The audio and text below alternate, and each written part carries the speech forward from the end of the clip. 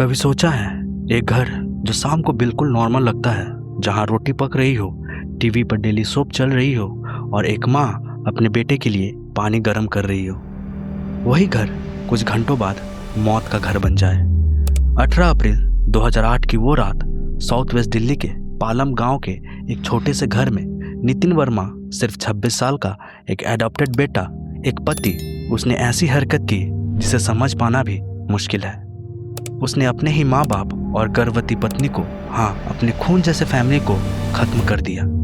पर सवाल ये उठता है, क्यों? क्या यह सिर्फ एक आदमी की कहानी थी या ये एक आईना था जिनमें हमने अपने समाज के अंदर के अंधेरे देखे? पालम गांव एक पुरानी दिल्ली का टुकड़ा, जहां पुराने जमाने की तहजीब और नए शहर की स्ट्रेस एक साथ रहता है।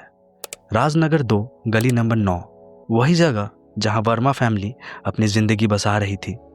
2 मंजिला घर, रिटायर्ड पिताजी विनोद वर्मा जो 2005 के एक्सीडेंट के बाद चल नहीं पाते थे, माँ पुष्पा वर्मा एक समझदार औरत जो घर संभालती थी, और उनका बेटा नितिन एक कुरियर जॉब करता था, 8 से 10,000 महीने कमाकर।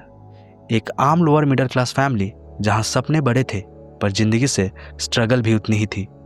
यहाँ इज्जत सबसे ऊपर थी, और जब इज्जत और जज्बात टकराते हैं तब कहानियां जन्म लेती हैं। 2007 में नितिन की शादी पूजा से हुई, एक सिंपल लड़की जो 6 महीने के गर्भ में थी। लेकिन शादी के 1 साल के अंदर ही नितिन एक 16 साल की लड़की सुरभि राणा, पड़ोस की बेटी के साथ अफेयर में पड़ गया। एक माइनर, एक फॉरबिडन रिश्ता, और वही रिश्ता बना एक टिकिंग टाइम बॉम्ब। पुष्पा और विनोद ने समझाया, रोका, कॉलोनी के लोगों तक बात गई, लेकिन नितिन रुकता नहीं था। उसके अंदर एक ऑब्सेशन, एक पॉजिटिव ईगो पलने लगा था। जब माँ बाप और पत्नी उसके रिश्ते के खिलाफ खड़े हुए, उसने डिसाइड कर लिया, अगर ये लोग रास्ते में हैं तो ये रास्ता खत्म कर देना ही बेहतर है। रात के 11 बजे के आसपास खाना खत्म हो चुका था। नितिन और पूजा के बीच लड़ाई शुरू हुआ, और उस मोमेंट में नितिन ने किचन से एक 29 सेंटीमीटर की चाकू उठाई। सबसे पहले विनोद वर्मा जो ग्राउंड फ्लोर पर टीवी के सामने बैठे थे, उन पर 1 नहीं, 2 नहीं, 3 नहीं, 18 बार वार किए गए। खून का तालाब और एक खामोशी जो सिर्फ गिल्ट सुन सकता था। फिर नितिन अपनी माँ पुष्पा के कमरे में गया और उन पर 14 बार वार किया, ज़्यादातर पीछे से। शायद उन्होंने कभी देखा ही नहीं होगा कौन उन्हें मार रहा था। और आखिर में नितिन अपनी पत्नी पूजा के पास गया और उस पर 42 बार वार किया, ज़्यादातर छाती और पेट पे। एक माँ, एक होने वाली माँ जिसका बच्चा भी उसके साथ मर गया। एम्स के डॉक्टर ने लिखा, death due to haemorrhagic shock from multiple stab wounds. Forensic ने बताया, यह इम्पल्सिव नहीं, प्लान्ड था, कोल्ड कैलकुलेटेड। रात के 9:26 से लेके 12:26 तक नितिन के फ़ोन पे ना ही कोई इनकमिंग कॉल आया, ना ही कोई आउटगोइंग कॉल किया गया। रात के 12:40 पर नितिन ने अपने चाचा विजय कुमार को फ़ोन किया और एक ही बात कहा, घर पे सब मर गए हैं। रात के 1 बजे पड़ोसी रविंदर ने दरवाज़ा तोड़कर अंदर घुसा, और जो मंजर उसके सामने था वो देखकर उसके पांव तले जमीन खिसक गई।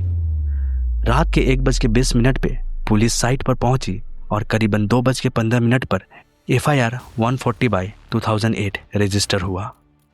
ताला इंटैक्ट था, मतलब कोई बाहर से नहीं आया, किलर घर के अंदर ही था। FSL ने कंफर्म किया, नाइफ, वेस्ट, टावल पे नितिन और विक्टिम के ब्लड थे। सेल्फ इन्फ्लिक्टेड वुंड स्टेज थे। सुरभि के कॉल रिकॉर्ड्स 50 से ज़्यादा पिंग्स ने मोटिव पक्का कर दिया। 2011 से ट्रायल चालू हुआ। 32 विटनेसेस ने अपनी गवाही दिया। 2012 में द्वारका कोर्ट ने इसे रेयरेस्ट ऑफ रेयर केस घोषित किया और सजाए मौत सुनाया। 2013 में दिल्ली हाई कोर्ट ने सजाए मौत को बदलकर उम्र कैद कर दिया। रीज़न क्या था? नितिन यंग था, ग्रिड नहीं था, पर इमोशनली अनस्टेबल था।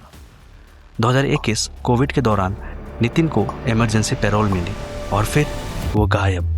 3 साल तक छुपा रहा। गुवाहाटी के फैंसी बाजार में इलेक्ट्रॉनिक्स बेचता था। लेकिन 2024 में क्राइम ब्रांच ने 100 से भी ज़्यादा CDRs ट्रैक करके उसे ढूंढ निकाला। जस्टिस डिलेड, पर मिला जरूर। एक क्राइम के बाद सिर्फ 3 लोग नहीं मरते, पूरी कम्युनिटी हिल जाती है। वर्मा फैमिली के रिश्तेदार विजय कुमार स्टिग्मा से परेशान घर बेचकर चले गए। सुरभि का परिवार मोहल्ला छोड़ गया। पालम गांव के लोगों ने पहली बार रियलाइज़ किया, अंदर की लड़ाई कब आग बन जाए कोई नहीं जानता। और तिहाड़ जेल ने सीखा पैरोल सिस्टम की कमजोरी कितनी खतरनाक हो सकती है। उसके बाद AI ट्रैकिंग, GPS एंकलेट्स और स्ट्रिक्ट पैरोल रिफॉर्म आए। जुडिशरी ने भी अपना टोन बदला। 2012 के बाद 15 से भी ज़्यादा केसेस में डेथ पेनल्टी के बजाय उम्र कैद दी गई। सिस्टम समझा रिवेंज नहीं, रिफॉर्म से जस्टिस मिलता है। इंटेरोगेशन में नितिन ने कहा, मैं बस एक नई शुरुआत करना चाहता था। लेकिन वो नई शुरुआत उसके अंदर के खालीपन से निकली थी।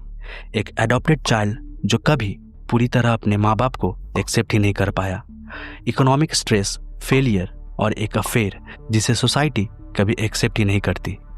कोर्ट ने इसे डायबोलिक कहा। साइकोलॉजिस्ट ने बोला नार्सिज्म और इमैच्योरिटी का डेडली कॉम्बिनेशन। एक इंसान जिसे लगता था अगर मेरी मर्जी नहीं चलेगी तो किसी की नहीं चलेगी।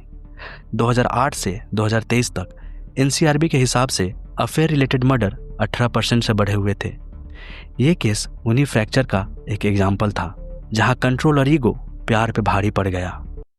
नितिन वर्मा केस ने सिर्फ एक फैमिली नहीं, एक सिस्टम को बदला। AI based parole tracking, grooming alert system और डोमेस्टिक विजिलेंस नेटवर्क सब इस केस के बाद तेजी से इम्प्लीमेंट हुए।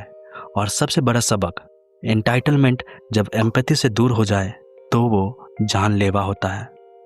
हर परिवार में इमोशनल वैलिडेशन जरूरी है, चाहे बायोलॉजिकल हो या अडॉप्टिव। आज जब हम विनोद, पुष्पा और पूजा को याद करते हैं तो सिर्फ उनकी मौत नहीं, उनकी वो जिंदगी याद करनी चाहिए जहां एक अगर सब कुछ बदल सकता था। अगर किसी ने समय पे सुन लिया होता, अगर सिस्टम ने पहचाना होता, तो शायद वो 3 लोग आज जिंदा होते। ये कहानी सिर्फ नितिन वर्मा की नहीं है, ये कहानी है हर उस घर की जहां खामोशी के अंदर कुछ तूफान पल रहा होता है, बस किसी एक रात के इंतजार में। तो ये थी आज की कहानी। उम्मीद करता हूँ आपको कहानी पसंद आई हो। अगर ये वीडियो आपको अच्छी लगी है तो वीडियो को लाइक कीजिए, चैनल को सब्सक्राइब कीजिए और देखते रहिए डाइव इन, जहां मैं लेके आता हूँ क्राइम की सच्ची कहानियाँ। आज के लिए बस इतना ही, मिलते हैं अगले एपिसोड में। तब तक के लिए सेफ रहिए, सुरक्षित रहिए। जय हिंद।